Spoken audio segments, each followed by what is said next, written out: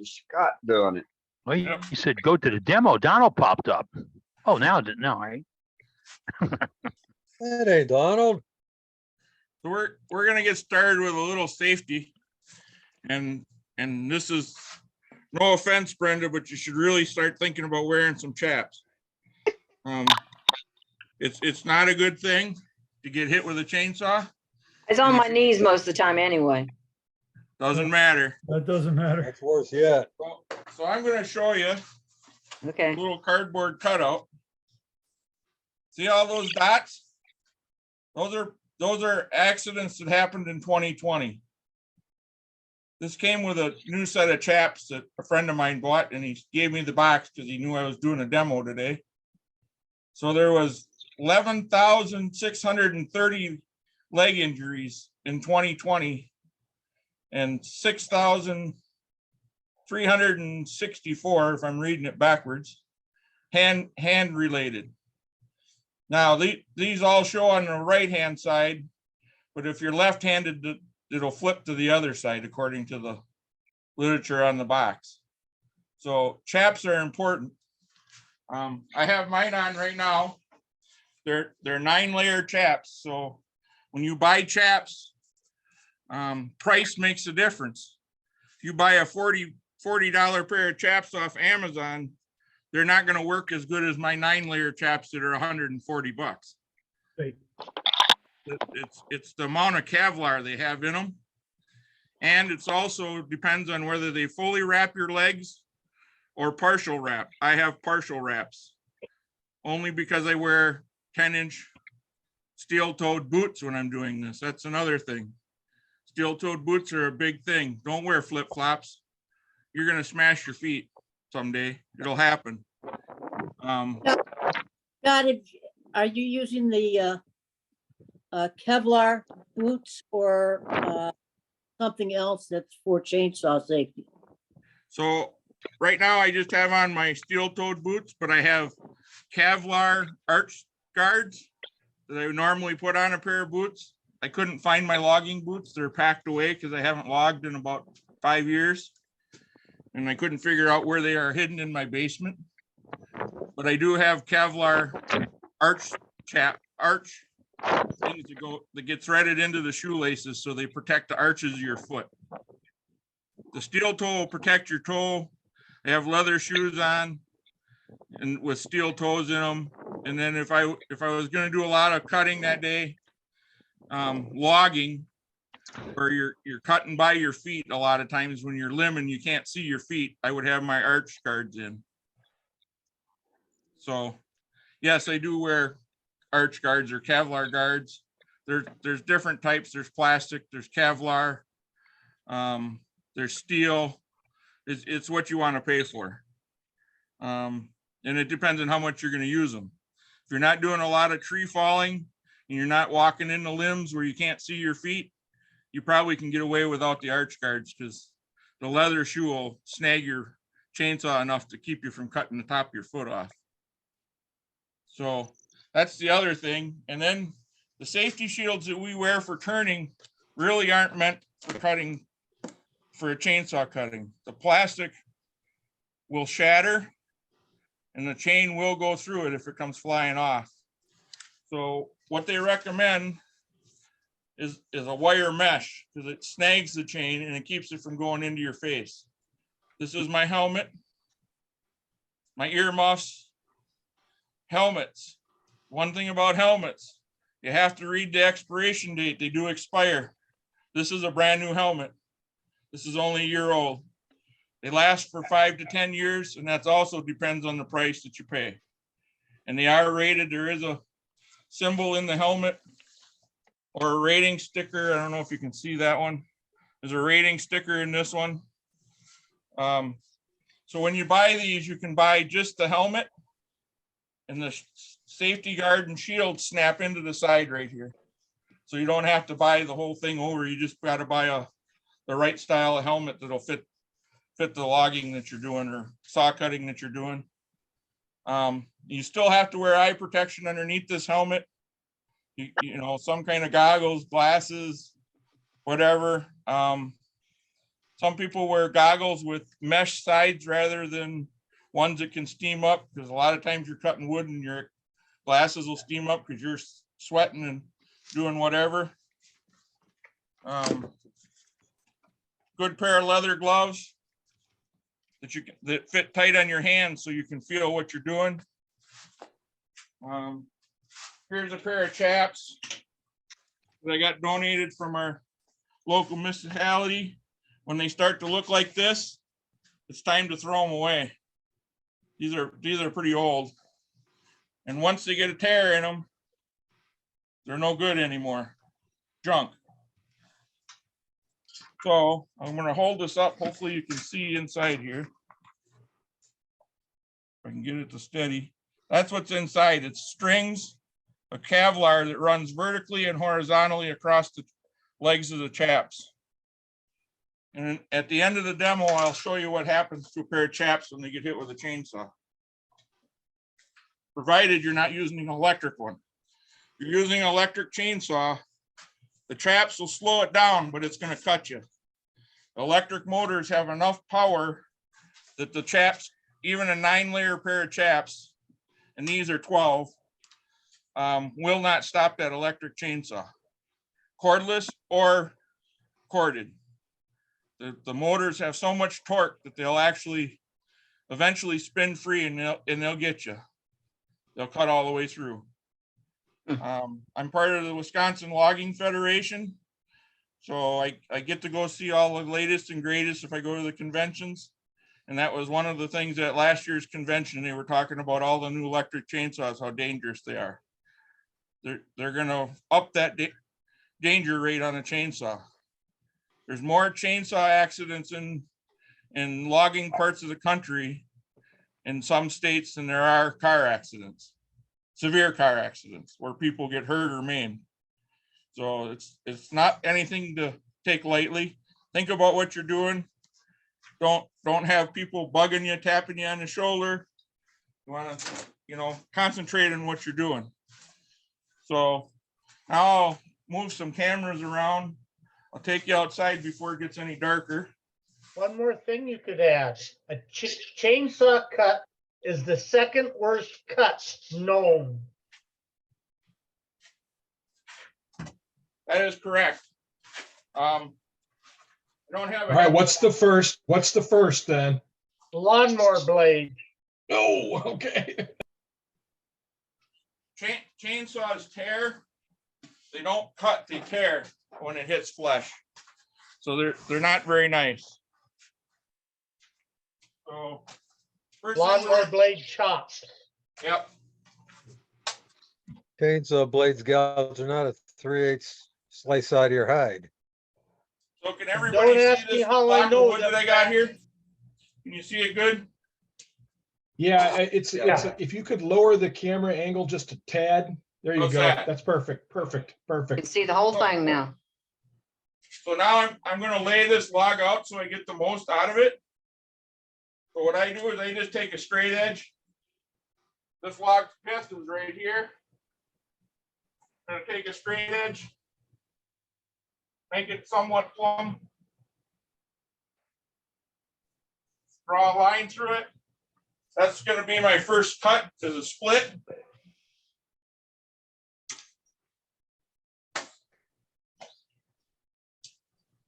Now talk about end grain versus side grain. Pardon me? Talk about end grain versus side grain cuts. Yep, I don't ever do end grain cuts because they take too long and they don't cut straight. That's why this is in this block, in this homemade V block. Now I'm going to measure over an inch each side of that first line. And that's going to be my waist. And we'll talk about that more in a minute. I want to cut this because it's starting to rain. So I made that mark where the pith is. So now I want to get that on the top of the log. I'm going to take a chalk box. Get it roughly lined up.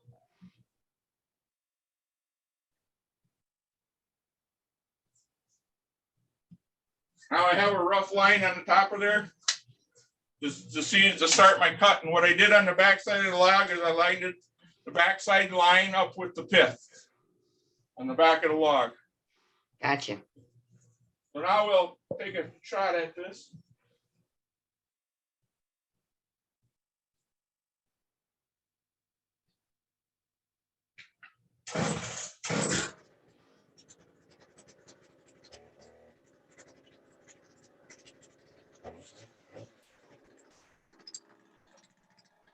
He'll be cranking on that if it was a still. I was impressed. Only 2 pulls and started. Yeah, he must have warmed that thing up. No, it's a Husker runner, that's why. My steel starts better than my Husky starts. He had to go back in for his helmet, I bet, didn't he? Yes, he did. That's what he did. I got an old Mac 610, smokes like a bench, he still warms up, and fires up and keeps going. I was helping just last week, late last week, cut up a bunch of wood for the hat demos that we did this weekend in my club, and it was an opportunity for doing a lot of chainsaw instruction. So we had some people who were brand new chainsaws, and one of the things we had to explain was getting the teeth into the wood. So there's teeth on the front of your saw. And so that's what he does, is he puts the teeth into the wood first, and then he cuts, uses it as a fulcrum.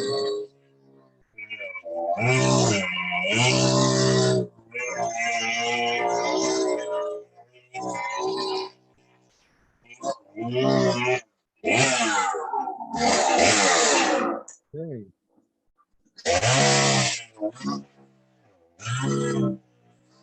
I'm impressed there isn't one saw cut in the cradle. Yeah, me too. I figured he replaced that piece of wood on the bottom right before the demo. I think it's a new cradle. Brand Yeah, I new built a cradle. saw block and it's got a lot of cuts on it.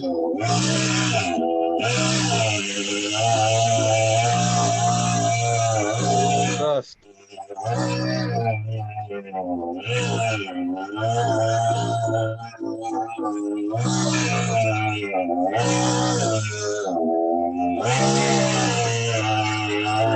I need to rebuild my sawbuck. It's all chewed up.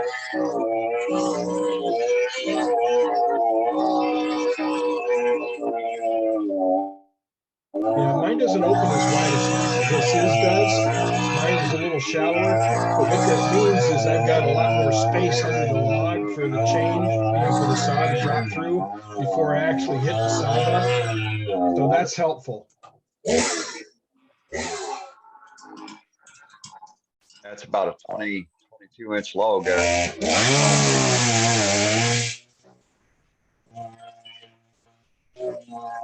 I'm betting it's not a new one and he's never hit it. Man's a professional. Yeah, I didn't know there were logging associations. Well, Oh, if it stays outside, that's relatively new wood. There's Every logging field has an associations all over. association. Logs smoking. Dolce. Wet.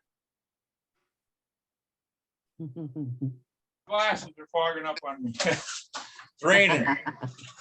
One of the ways to Oh, avoid those chainsaw cuts on the sawbuck is to do what he's doing, cut 3/4 of the way through it, and then turn the log over. Exactly. So if you can see the shavings that I have, this is the shavings I'm getting. Pull them If you would closer cut to that you, from Scott. the end grain down, you get dust. Back Cuts up a a lot little more bit. efficiently when you cut with the grain, just like using a planer. So,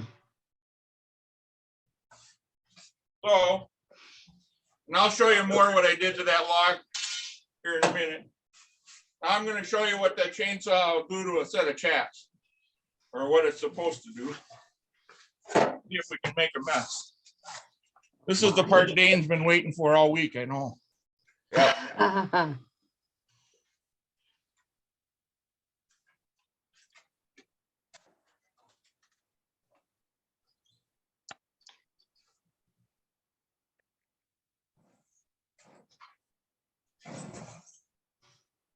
Oh, 3 pulls. 4, 5. Ugh, Only in demos. Yes. A chainsaw starts harder when it's warm. That Yep, looks like a it does. Poland. Yeah, it's not a husky. It's not a Poland either. We'll ask him afterwards. We can see you. Well, he can't hear us. There you go. Now you got Kevlar inside that cog. See what they did to that chainsaw? Stopped it right now, didn't it? Stopped it right now. I mean, it killed the engine and everything. It's so wound up in that pair of chaps that it'll probably take me an hour to get it out of there. Because I'll have to At tear the least. whole Did you side log it mechanism all? off the saw. Yeah, I don't envy that process at all. But it's Did it better cut than the having log? your whole leg taken off. Did it They cut said the log? leg.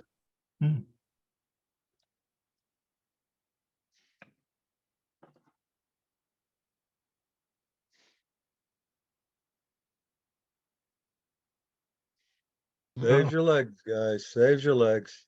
So it's God, up did in the it- saw. Hold Up on. in the saw there. A few pieces. yeah. Yeah, I guess so. So Scott, Pulled did, the stuffing how- out of the saw Scott, or out of the how far chaps, did it? How but far it did never it went cut through into the log? backside. Scott, how Ah. far did it cut into the log? It did not. It didn't. It didn't go through the Did back not of the cut. chaps. Didn't go through the chaps. Huh. But you think an electric one would? Electric one will. I've seen the demo. I'll be. Really? Which electric ones one have so were much they, torque, which electric they'll one were they actually break those demoing? fibers. Which electric one were they demoing? Because there's a lot of different ones. The one I seen was an Eagle, and the corded one was a Black and Decker, Thank you. big one. I think it had a 18-inch bar on it, Hmm. and the Wow. Eagle had a 20-inch bar on it. But you can see what it did to that pair of chaps. It Did. shredded them. I figured the battery operated one would have less torque and stuff. Would be Nope. less dangerous. Nope. Well, One thing about a regular chainsaw is it has a clutch. It has a friction clutch. And what happens is those fibers get caught in that clutch and no longer allow the cog on the chainsaw to turn. It works just like your handbrake on your chainsaw. It clogs up that clutch and causes it to stop. doesn't the battery powered one do the same? Battery powered one doesn't have that kind of clutch. It's an electric clutch. It cuts the power. Mine got grass and stuff clogged in it and it stopped. Yeah, You're lucky. mine gets stopped with wood shavings. I Well- get too many wood shavings in there. It stops real good. Well, the demo I seen, Matt, it went right through that pair of chaps and cut the log. No, it's good to know. I appreciate that information. So that saw that I was just cutting with is a souped up Poulon.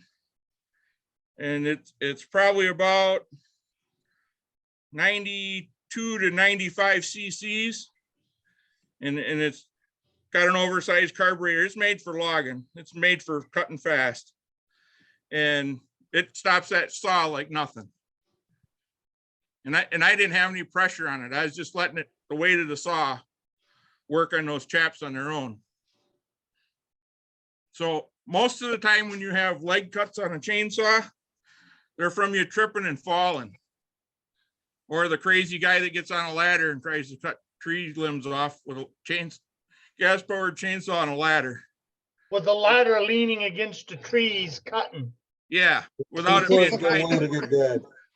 Specifically Not the a limb. good combination. I've seen that. Yep. Was a good way to get dead. My leg damage, I got leg damage. I was wearing short pants, which is a no-no. And my chain came off the bar and whacked me across the shins. Ouch. That'll make a leak. I was Yeah, which is cutting why I down a tree religiously- and had it kicked back. This, Scott, So I got a little bit more to show you and then we can go to the next thing. your chainsaws come with a chain like this. Yep. See this little extra tooth in there? They call this an Breaker. anti-kick chain. If you go to cut end grain with this, it's going to be back in your chest because it doesn't like end grain. It's not made to cut end grain vertically down the log from the face side down. Big no-no. It's called a safety chain. All your new chainsaws come with this unless you buy what they call a pro chain or some kind of aftermarket chain. And I'll show you the difference. This is the same chain as that one, same for the same saw, but it doesn't have that little extra link in it. That extra tooth. So this is a much safer chain. One of the other things, and this chain doesn't have it, and neither does this one. If you buy a really good chain, like an Oregon chain or a steel chain, on the back side of the tooth, on this part of the tooth, you can get it up here in the camera without the glare. Right here on this tooth, there will be a line across the back of it at an angle. When you file that tooth to that line, there's no more filing after you get past that line or up to that line. That's the lifetime of the chain. That's as long as it'll last. If you go any farther than that, you're asking for trouble. The chain could possibly break because it weakens the tooth so much.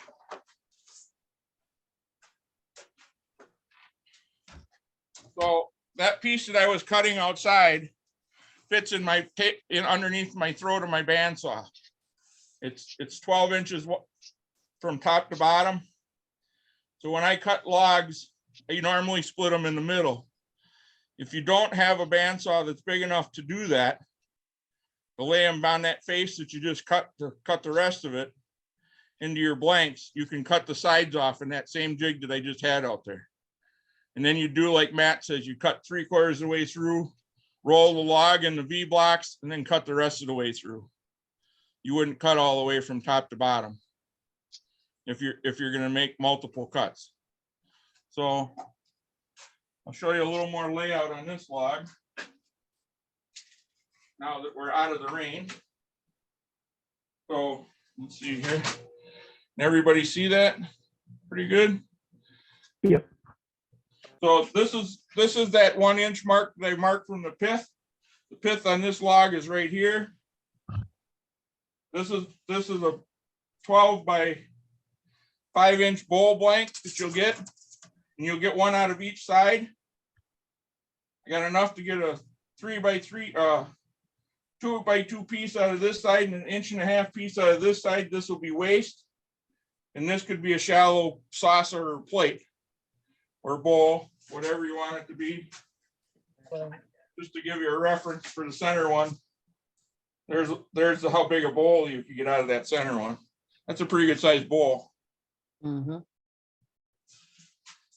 And then I also keep a piece of cardboard with me like this.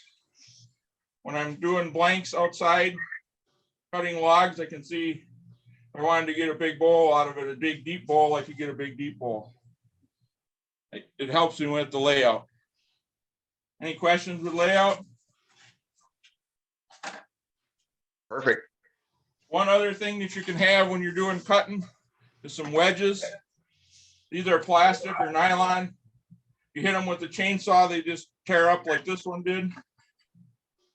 They're good for falling trees to keep them from falling back on you. So you can also use them for splitting logs. Sometimes if they're real green or they're a wind damaged tree, they like to close up on you when you're splitting them with a chainsaw. You can just pound that in the top of the cut when you start, after you get down far enough to do that, so you're not hitting it with the chain, the top of the chain. Let's see what else we got quick. I think that's just about it. Layout of the logs. So now I will saw this log on my bandsaw. I'll follow these black lines on my bandsaw and cut them out that way. This piece here, now each side of this pith, you're going to have cracking. You can see where this one's already cracking in the pith area. each side of that pith now is quarter sawn. If you take and slab that piece out and make it flat, you can use it for finials or something else because it's quarter sawed and it won't warp. It'll be pretty stable.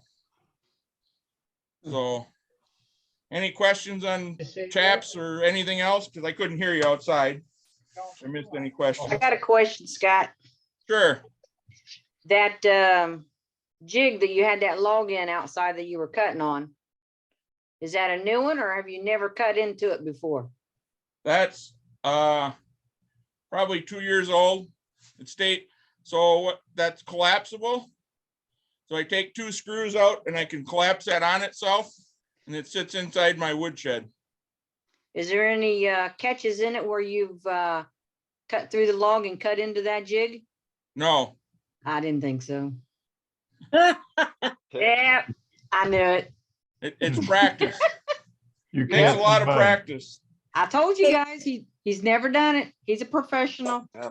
Hey, Oh. Scott, did you want me to add anything or not? At least he's not admitting it. Well, I have cuts into some stuff, but not very often. I have nicked my toe on my shoe once. Oops. So here's another tool just for you guys. I'll move my camera back over here so I can see the screen. So here's a tool that you can use for moving these logs around. So you don't have to bend over and pick them up. It's like an axe handle with a pick on the end. It's called a pickaroon. And you can move pretty long logs with it. And it's very simple to use. See if I can get your back on that log. All you got to do to use it, stick it in there. It's got a little hook on the end, and now I can pick this up with that in there. The log has a handle. Log has a handle. Leaves a very small mark. You can get it out. You're going to get it out when you take the checking out of the log anyways. That's for picking them up. Some of you guys probably know what this is. This is a can hook. So it's made for rolling logs. You hook it on this log like this. And now you got leverage, you can move that log, roll that log. Beats the heck out of trying to roll it with your back. Yep. And then if you got a nice partner that helps you log, and you should always be logging in pairs, never log by yourself unless somebody knows where you are and how long you're going to be gone. So this is a set of tongs, 2 people. It's like an ox yoke kind of. Wrap that around the smaller log and you can pick it up and carry it 2 people on one end. You grab it on one end of the log or the other, and the force by picking it up clamps these jaws into the log. So Cool. those are all tools. Please don't ever go logging by yourself.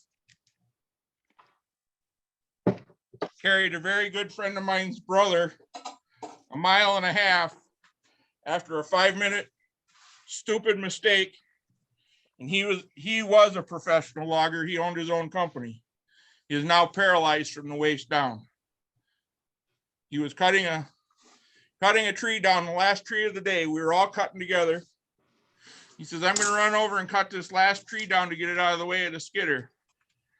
Well, he didn't look up. And when the tree started to tip, there was a dead branch that it was hung in that he didn't see.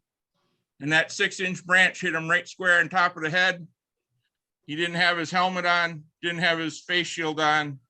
He did have his chaps on, but it was too late. He broke his neck and now he's paralyzed. So it was the longest 1.5 mile carry I ever did in my life. And it seemed like forever to get the helicopter there to get him out. It wasn't long. It was 15 or 20 minutes, but it seemed like it was hours. Yeah. I mean, and it was 5-year-old scary. waiting on Christmas. Yep. So don't log by yourself. If you do want to go cut up firewood by yourself, or you're going to go cut a tree off the road, or you're gonna stop and pick it up in front of somebody's house, call somebody, tell them you're using your chainsaw, and tell them when you're gonna call them back. If you don't call them back in that certain time frame, they know they're supposed to come looking for you and where to come looking. Same thing if you're going to the woods. If there's only a couple people going to the woods, tell a family member, a friend, hey, we're going logging today. Who you're going with, where you're going, approximate location, where you're cutting trees.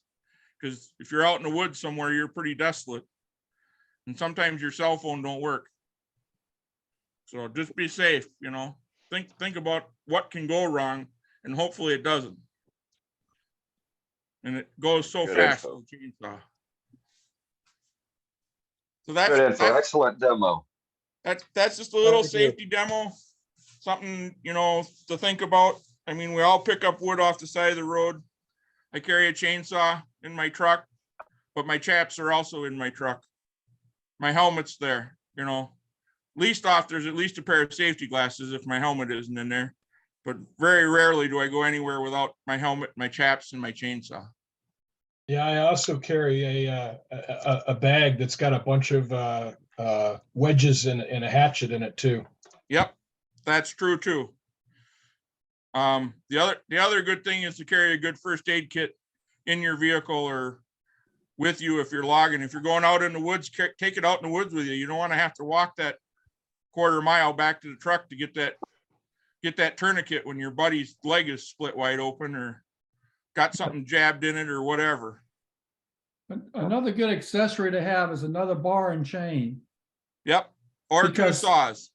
Yeah, or a second saw, but at least another bar and chain, because you start dropping a tree and sometimes they'll come down and pinch that saw you have. You can at least remove the chain and bar and put another bar on it and finish cutting it and getting stuff out. So Yep. Bring the Scott, wrench. Scott, do you ever turn your bar around when you change the blades so it doesn't wear down on one side? No, Okay, because I Could file you- my bars. I keep them in good shape and I don't let them get to that point. When they start to wear the bar, either you have something out of adjustment or it's time to get a new bar. okay. Can you You should show, not wear that bar. can you show them on the bar, the upper part of the tip of the bar not to cut with to prevent kickback? The kick zone. Yes. I don't have one of those on my saw. That You was don't have a taken kick- off when I bought the saw. You don't have No. a kickback zone? Don't cut on the top of your chain, on Well, the top of your bar. The tip of your chainsaw on the top is called the kick zone. Cut with Yeah, that, what- it is going to kick. One other thing to not forget is that little wrench, little socket wrench that comes with your chainsaw. Don't forget that either. Always keep that with your saw. Well, I think what Brenda's talking about It's Sue. is this, or Sue, is this area of the saw here? Exactly. That's the, That's, how do I say this nicely? My saws are sharpened so that I can cut with the front of the blade, either the Yep. top or the bottom. I sharpen my chains a little different than most people because I don't cut like most people. So most people, when they fall a log, they cut their notch in and then they cut from the backside toward their notch. I don't do it that way. I do what they call a plunge cut. So we'll just fake this so you can see. I want to be able to get Doug into his demo. So when I cut so if this is where the notch is over here, like this is the notch. We'll pretend this is the notch. This is what's left to cut of this tree. I start here. I plunge this saw all the way through like this till it breaks through the other side. I leave at least 2 inches here, if not more, from the back of the notch. Then I cut this way out. Actually, the saw would be this way. I cut this way out till I get within an inch of the outside, or an inch and a half, depending on the size of the tree. At that point, I pull the saw out of that tree. And now that tree, you could have a 40-mile-an-hour wind because it's not going to fall down. You have this over here. And you have this over here holding this tree. Mother Nature, the way she built trees, if this is missing, it's still not going to fall down because hollow trees don't fall down. So after I do that, before I do what they call breaking the back, which is cutting this part here, I pull the saw out and I put my wedges in like this in the direction of fall. Okay, those wedges are tight. Then I come back with the saw and I'll cut this back. This tree cannot no longer go this way. It's impossible. Your wedges are holding it up. Your wedges are holding it from falling backwards. It's the safest way to fall a tree in the woods when it can get hung in other things, potentially. It's called plunge cutting. It's something you have to learn. If you want to learn how to do that, go to a logging conference, which is usually most of them are open to the public, and they do demonstrations on how to do different falling techniques on trees. So I would recommend taking a class if you haven't done any chainsaw safety. Watch some YouTube videos. There's some good guys out on YouTube, and you'll know right away which ones the bad ones are. That's especially important if you've got a leaning tree. Yep. Because you don't want that booger barber chairing on you. So by bore cutting that tree, I can have a tree that's leaning backwards 20 to 30 degrees and take it in the opposite direction and lay it in the opposite direction. It will not come back that 20 to 30 degrees because those two wedges are forcing it to go the other way. And if there's two people with you or an extra person, he's your wedge tender. When you break the back of that tree with the tip of your saw, I'm going to use the tip of my bar so that I can go right or left of that tree if something freak would happen, which I have never seen it happen, but there's always a first time for everything. He can pound those wedges. If that tree starts to look like it wants to come the wrong way, all you got to do is put a little more pressure on that wedge, and that wedge is pitching that tree away from those wedges because they're getting thicker as they go up the back of that wedge. You might make a note of the safety issues of dropping a tree that's already dead. Trees that are already dead are the most dangerous in the world.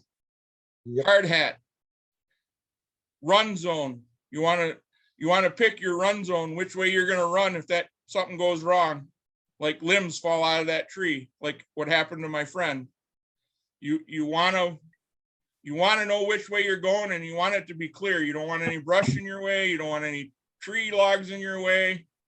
You want your safety zone to be free and clear. And anybody else that's logging with you, you let them know when you're gonna drop the tree.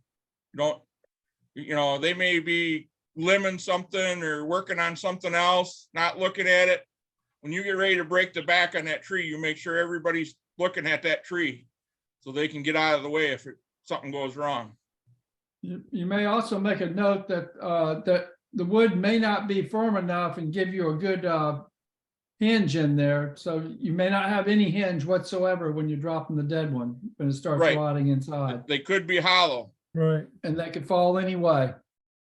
But by plunge cutting that, you know right away if that tree is hollow and if you're going to have a problem, because you get a part of the way through with that plunge cut and all of a sudden it just slides right in, you know that tree is hollow. Mm-hmm. Yep.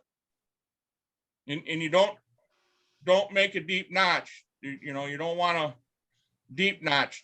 You don't want to get to the center of the tree with your notch. You want your notch to be, most notches shouldn't be much wider than that wedge on the bottom. And then make your angular down cut. That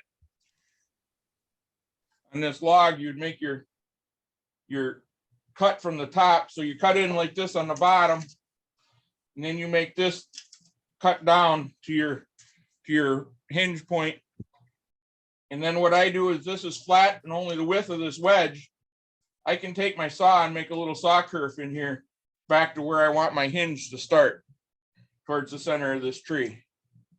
You know, however much hinge you want, you know, to be safe. Because when you plunge cut, you're gonna cut a little of this hinge anyways. Because you never get them perfectly straight. I mean, unless you got a laser eye that can go through a tree. And I can't even do that. But I've tipped some trees that were leaning the wrong way, a long ways along wrong way, and got them to go where I wanted them to go, not hit something in particular. And I'm not trying to brag, but it comes with a lot of practice. I mean, I crushed a lot of things before I learned. And the best place to learn is in the woods, not cutting the tree down between two houses on your first try. Yeah, right. Leave that up to the professionals. Pay that few $100s, whatever it is in your area, to get a professional to come and take it out for you. You better know what you're doing when you start a plunge cut too. Yep. You gotta first of all, your chain's got to be sharpened to do that.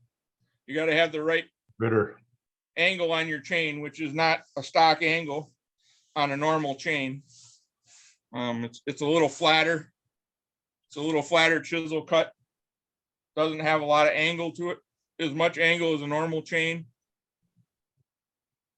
So, and the chain that's on this saw right now that I use tonight is a rip chain. It's not a crosscut chain. It wouldn't cut very good across to fall a tree. I'd have to change it. I got a different chain I put on to do that. So you got to see a rip chain. A rip chain works pretty good for ripping logs like that. All right, I'm gonna ask a really stupid question. You guys are gonna probably jump all over me about this, but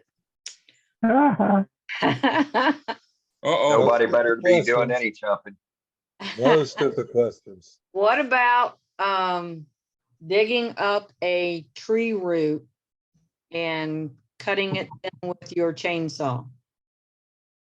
Okay, you can do that, Brenda, if you want to. But I wouldn't. I wouldn't do it with a good chain, and I wouldn't do it with a good bar. That's the quickest way to wreck your bar, because you're gonna get the front of that bar has a cog in it that's got grease in it. You're gonna pack all that full of dirt, and the dirt dulls your chain instantly. Dirt isn't abrasive, it will wear it. Yep.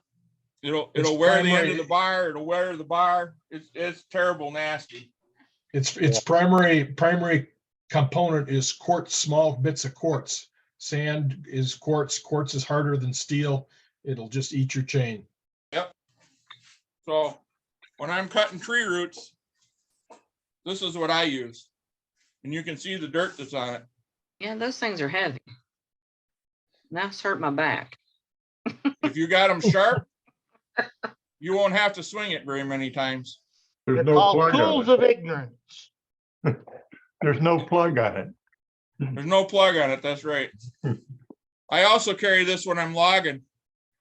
It can get your chainsaw unstuck if you really need to. And I carry a regular axe too when I'm logging that you can use a hammer on. Pound it in with a hammer and use it like a wedge. Just make sure the saw is off when you're doing that. Make sure the head's on and it's not loose so it doesn't fly off too. Yep, that too. Yeah. You have all the neck on the handle as well. Yep. So Yeah, I wonder how some of you guys know some of this stuff. You know, Done it a couple times. Yep. Scott, the thing that you put up with the guy with all the dots, yep. giving you statistics from 2020. The one that I saw was from 1994. Yep. to give you an example, the highest one was like the leg and foot area and the hand and arm areas. And back then, you're only talking in the 3,000 to 4,000 range. Where look at your charts now, you're talking 9,000 or more. And it's because you have a lot of crafters out there, and I'm going to say crafters or amateurs cutting limbs and trees and not knowing what to do with that saw. So we need to make sure that our amateurs understand what the safety regs are. And as And it's common sense. Everything is common sense. It's just like wood turning. If you haven't turned any wood for a while, you go practice. Same thing with a chainsaw. Just don't haul it out of the shed. Say, oh, I'm going to go cut this tree up today. Get out have some wood laying around in a firewood pile or whatever, and make sure the chain is sharp and that the clutch is working, and go out and use it. Test run it once in a while. Don't just assume that you put it away, it was running fine, and it's all still in good shape after you take it out 6 months later. It's muscle memory.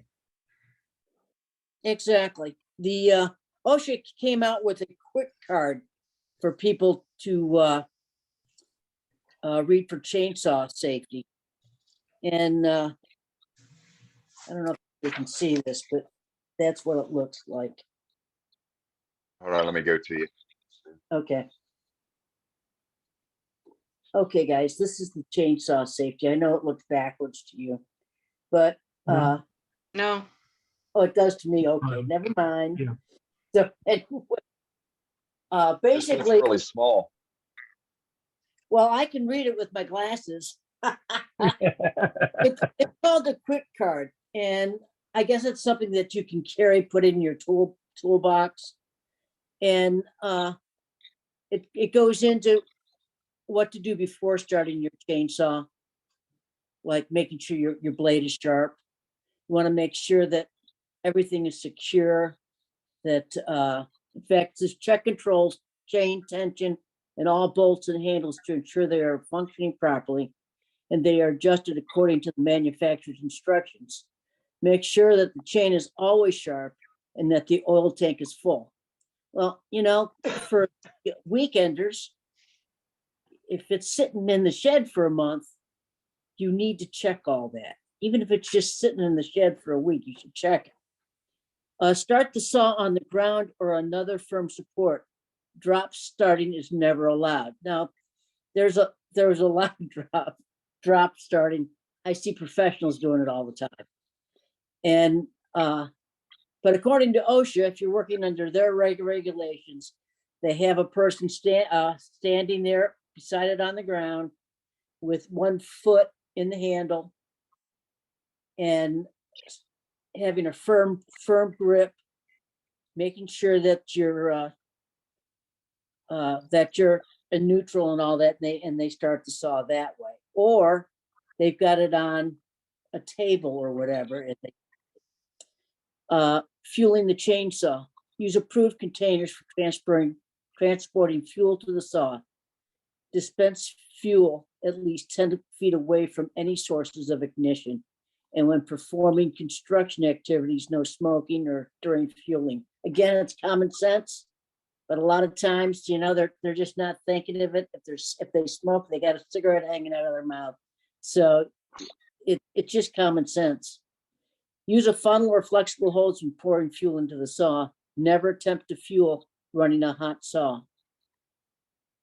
Clear away dirt, debris, small tree limbs, rocks from the saw's chain path. Look for nails, spikes, or other metal in the tree before cutting. Shut off the saw or engage its chain brake when carrying the saw on rough or uneven terrain. Keep your hands on the saw's handles and maintain balance while operating the saw. Proper personal protective equipment, or PPE, must be worn when operating the saw, which includes hand, foot, leg, eye, face, hearing, and head protection. Do not wear loose fitting clothing. Be careful that the trunk of the tree limbs will not bind against the saw. Watch the branches under tension. They may spring out when cut. Gas-powered chainsaws equipped with a protective device to minimize chainsaw kickback. Be cautious of saw kickback. To avoid kickback, do not saw with a tip.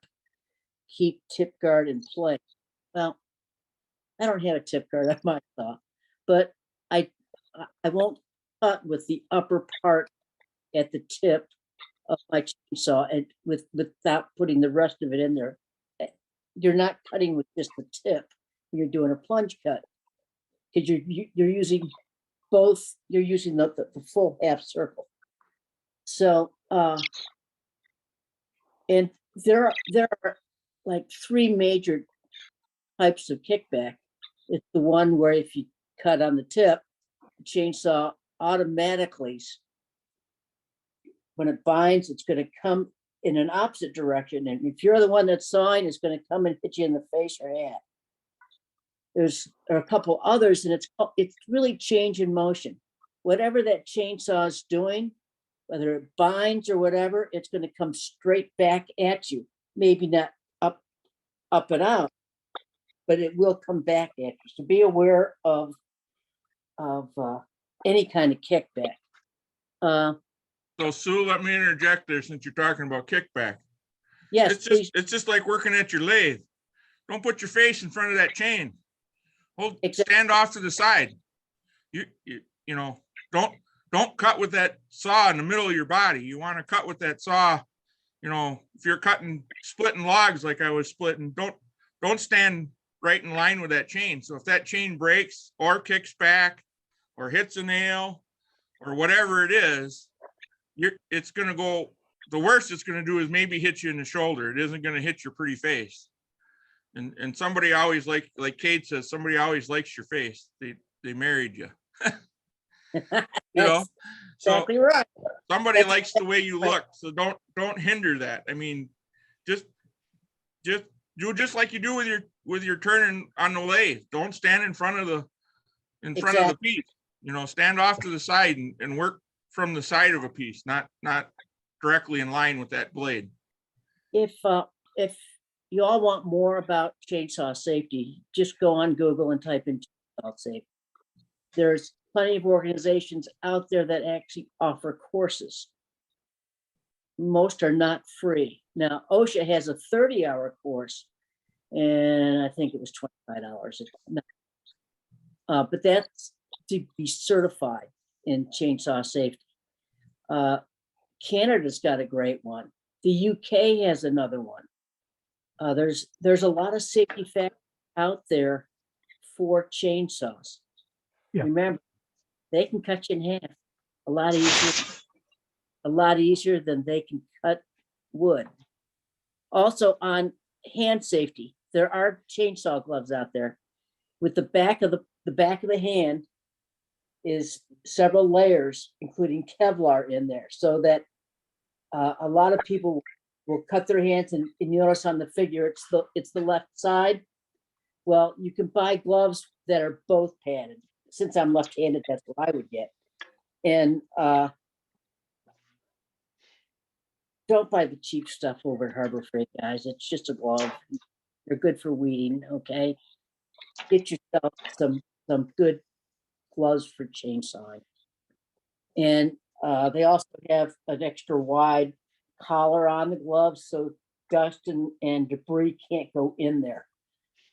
When you're doing the and if you do order them, either online or go to Steel or Oregon or one of the other ones,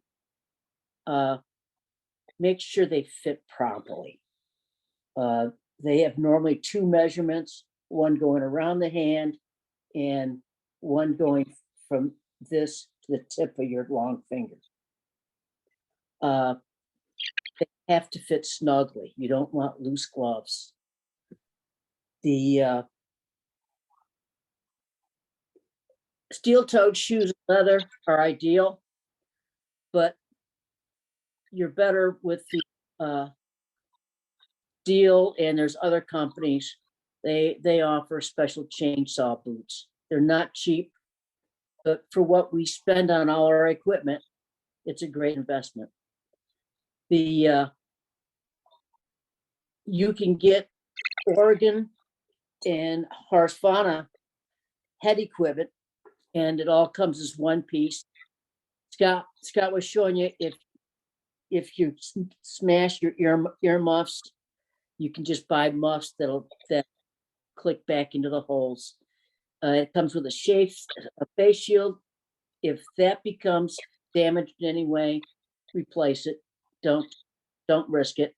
If your hat been hit hard with something, get rid of the hat and replace that.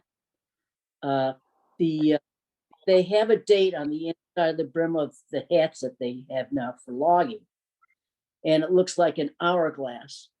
The middle number is the year that it was made, and then it has like a little hand going out, and it tells you the month it was made. So if you get one, or someone gives you one, don't accept it. But if you get one that says 23 in the middle and it's pointed to 2, you knew that was made in February of 23. They're only good for 5 years. Some people, I've never seen one that's more than 5 years. So don't go cheap on your personal safety equipment. And I also want to thank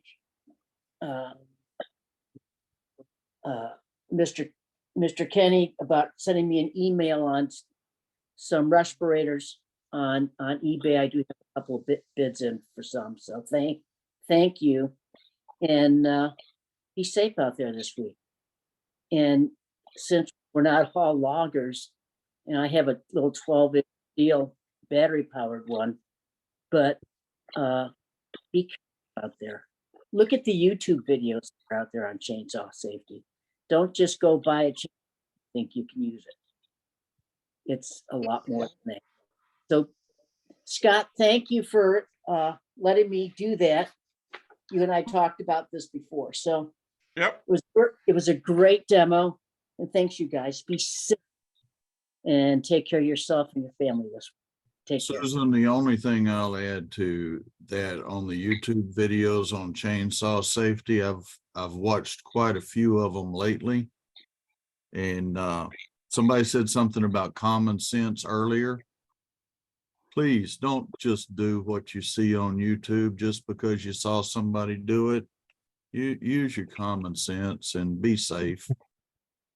I was gonna say the same thing on the YouTube, because sometimes you get somebody that's never done something, and they jump on YouTube and post a video and they have no idea what they're talking about. Yeah. Look at the, I want to add to that too, Trace. Look at their credentials. If you're watching them on YouTube, go through and look at their videos and look at what they're doing. There's a couple of guys out of Canada, and it slips my mind right now, but they're really good. And they preach safety every time they're doing something, and they show accidents that happen, just dumb things, tripping on a stick and then falling on the chainsaw and cutting your arm, just falling on it without it running, carrying it, they show that stuff. So you want to see these unedited videos and really check them out. Just don't assume they know what they're talking about. Yeah, there are some universities and education centers that have YouTube videos out there for chainsaw safety. Those are good to watch as well. I think the Logging Congress has some YouTube videos out too, I believe. I haven't seen them lately. I haven't looked for them lately, but I believe they do too. Hey, Dane? Yeah. Can you spotlight me? I'll show you what was in the saw. Got you. So there's the wad that was in the teeth of the clutch of the saw. So that's quite a snarly mess. Yeah, boy. Oh my gosh, yeah. That. So one thing I forgot to mention, and I can't believe somebody else didn't bring it up. Make sure your chain is tight too. You know, check your chain every time, make sure it's not loose and sloppy, especially for splitting logs. I think somebody I did think, mention I that. think, yeah, Matt said it. Okay, Somebody did. I Yeah, didn't when hear you it. were, Yep. when you were Yep. sawing, we were talking about making sure the chain is tight and then also the outer cover is not trying to loosen up on you. Yep, okay, just wanted to make What's sure that covered? got covered. Good job, Scott. Right on. Thank you, Scott.